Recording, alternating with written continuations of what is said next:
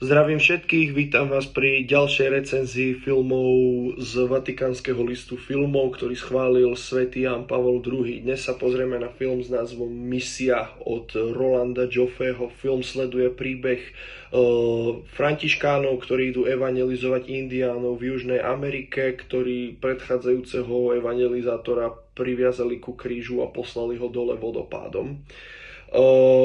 Film sleduje vlastne niekoľko postav, pričom za najdôležitejšie z nich dovolím si tvrdiť, alebo tu sú teda tri charaktery, ktoré stvárňuje Jeremy Irons, Robert De Niro a Liam Neeson.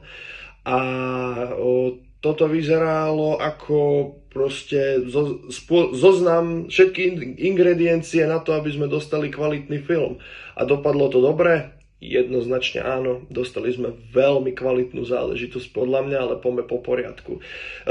Zaprvé by som povedal, že niektoré momenty, začnem s negatívami, lebo ich není veľa, pôsobia na mňa tak ľahko, by som povedal, divadelne, že proste, neviem, tam keď napríklad De Niro niekedy na začiatku filmu pritlačí Jeremyho Ironsa ku stene, tak ako tá scéna na mňa nepôsobila úplne filmovo, vyzeralo to skôr jak z nejakej divadelnej hry, ale whatever, to je že úplná drobnosť. A takisto by som povedal, že toto nie je negatívum actually, toto je, že samotné obsadenie týchto hercov, ako je Neeson, Irons alebo De Niro, mi príde také, jak to povedať, marketingový ťah, lebo v podstate ten film nestojí na nich. Čiže neviem, či bolo treba hercov tohto rázu, podľa mňa na toto by zvládli aj nejakí ako neznámi ľudia, alebo takto. No okej, možno De Nirovú úlohu nie, ale všetkých ostatných myslím si, že by vedeli zvládnuť aj ľudia, čo sú není nejaký extra známy. To není negatívum, to je len podľa mňa, to bol čisto marketingový ťah a som rád, akože aspoň sa to dostalo k viacej ľuďom, čo je super. Film má nádhernú, neuveriteľne krásnu kameru. Ako je vidno, že sa to točilo v živých lokáciách, keď to takto nazvem, že to proste skutočne tam boli, žiaden green screen ani nič také, proste tečúca voda, klské kamene, živé stromy, všetko z toho je vidno tuto. A za mňa to dáva takú veľkú živelnosť, takú realistickosť celému tomu dianiu a popravde musím povedať, že to sa mi veľmi páčilo, tie jednotlivé zábery, kedy sa niekedy dívame tak keby spoza lístia, alebo proste tak veľmi z diaľky a sledujeme celú scénu, za mňa sú úplne fantastické. A varoval by som všetkých, čo si toto chcú pozrieť, že jak to povedať, nie je to úplne typické spracovanie tejto témy, pretože ono to veľmi pracuje s obrazom. Veľmi to pracuje s obrazom v tom zmysle, že jednotlivé scény sú často sprevádzané dialógmi. Není to postavené až tak na tých dialógoch, je to primárne postavené na tých záberoch. Máme tu teda to show don't tell, teda vlastne ukáž, ale nepovedz, a tam sledujeme len nejakú akoby montáž, kde sa proste nerozpráva, len hrá hudba a do toho sledujeme nejaký vývin akože situácií, čo sa mne teda osobne veľmi páči, že teda film verí svojim divákom a nepotrebuje im všetko nutne polopatisticky vysvetľovať.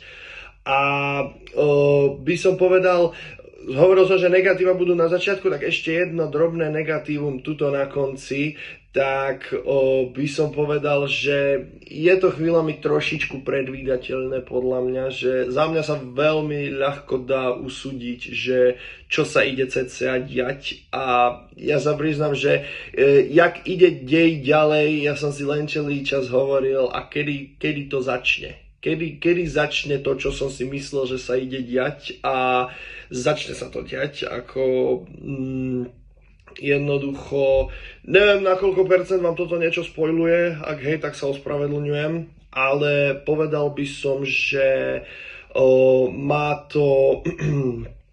má to za mňa, toto je také trošičku negatívum, čo sa toho týka. Je to veľmi kvalitne spracované, vyhralo to Oscara za kameru, veľmi zaslúžená, nádherná hudba od majstra Ennio Morriconeho. Samotný Ennio Morricone hovoril, že toto bol jeho najobľúbenejší soundtrack z celého tohto z celého jeho ako katalógu hudobného. Sám vravel, že bol veľmi sklamaný, keď nevyhral Oscara za najlepšiu hudbu. Myslím si, že všetci boli sklamaní, kto vie teda, neviem, nepočul som, akože nevidel som ten film Old Jazz, čo vyhral, mám pocit.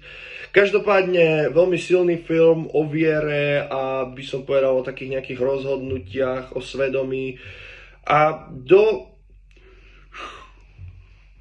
veľkej miery aj o strachu a takým nejakým vysporiadaním sa so strachom. Čiže jednoznačne odporúčam, je to výborná záležitosť, len to není úplne typické, tak by som povedal. Čiže toľko k tomu, ak by ste chceli nejaké číselné hodnotenie 9 z 10, 9 z 10 si myslím, že by mohlo byť hodnotenie tohto filmu. A keď sa na konci z tohto filmu ukáže verš z knihy z Evangelium podľa svätého Jána, tak sa priznám, že ten moment ma naozaj kopol. To som mal pocit, jak keby ma niekto udrel proste palicou do hrude a neviem to proste opísať, musíte to zažiť. Ale schválne nepoviem, ktorý verš, lebo by vám to možno mohlo niečo vyzradiť z toho deja. Každopádne Misia je úžasný film, odporúčam. Ale varovanie, vo filme je nahota, akože 99% nie v nejakom sexuálnom zmysle, skôr by som povedal, že máte tých indiánov, tak proste nejsú úplne oblečení. Whatever. Pozrite si IMDb, tam ten Parents Guide, keď by to pre vás bol potenciálne problém. Ale je tu jedna scéna, ktorá je taká akože že sexuálna, ale zase není až tak veľmi explicitná. Čiže ešte toto varovanie.